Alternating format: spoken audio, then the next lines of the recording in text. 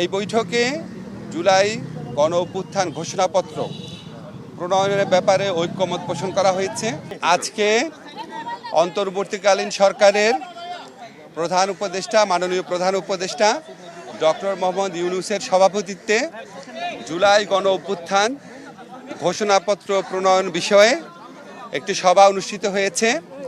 এই সভাতে বিএনপি, জামাত, হেফাজতে ইসলাম, বাম মঞ্চ, বৈষম্যবিরোধী ছাত্র আন্দোলন, নাগরিক কমিটি সহ জুলাই গণ অভ্যুত্থানে অংশগ্রহণকারী প্রায় সকল শক্তি এবং রাজনৈতিক দল উপস্থিত ছিলেন।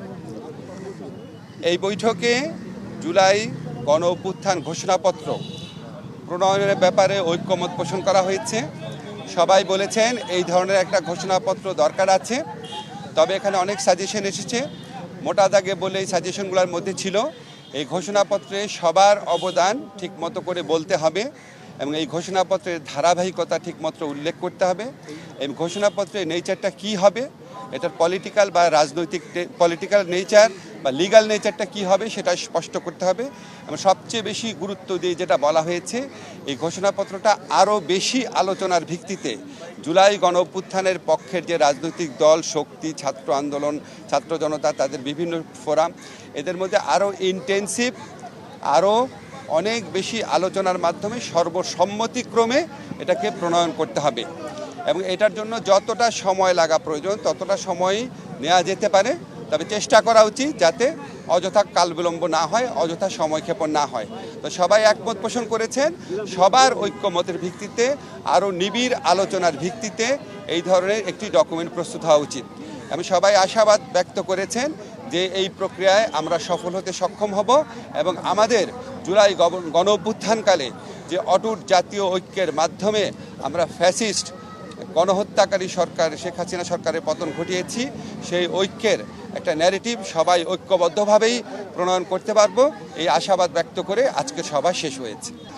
সকল রাজনৈতিক দল এবং ছাত্রদের সংগঠন যারা অংশ নিয়েছে এখানে প্রায় সকলেই বলেছেন যে এই ঐক্যমত পোষণ করে সর্বসম্মতিক্রমে একটি ডকুমেন্ট প্রস্তুত করার জন্য যত সময়ই লাগুক সেই সময় যেন নেওয়া হয়, তাড়াহুড়া যেন না করা হয়, আবার অযথা কালক্ষেপণও যেন না করা হয়।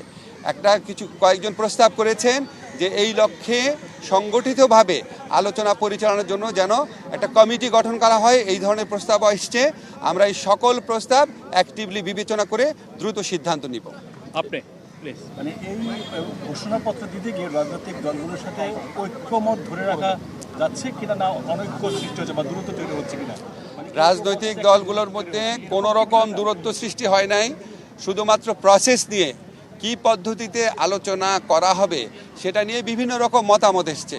বিভিন্ন রকম মতামতকে আমরা স্বাগত জানাই এবং আমরা কোথাও এতে অনৈক্যের সুর দেখি না, বরং আরও সবাই মিলে সমন্বিতভাবে যেন কাজ করা যায়, সবার মতামত যেন সঠিকভাবে প্রতিফলিত হয়, সবাই যেন ফিল করে এই জুলাই গণ অভ্যুত্থান ঘোষণাপত্রের মালিকানা তারও আছে, এটার পক্ষে বিভিন্ন মতামত এসছে। আমরা মনে করি এটা আরও সুদৃঢ় ঐক্যের পথে আরও সহায়ক হবে এই মতামতগুলো। আপনি করলেন তো আর কেউ এটা নিয়ে কি ফার্দার আবার আপনারা কোনো আলোচনার আয়োজন করবেন কিনা? এটা নিয়ে ফার্দার বিভিন্ন রকম আলোচনা হতে পারে, কমিটি হতে পারে, দ্বিপাক্ষিক আলোচনা হতে পারে, সেগুলি বিষয়ে আমরা অ্যাক্টিভলি বিবেচনা করে আমরা ওনাদের পরামর্শের ভিত্তিতেই খুব দ্রুত একটা কর্মকৌশল ঠিক করব।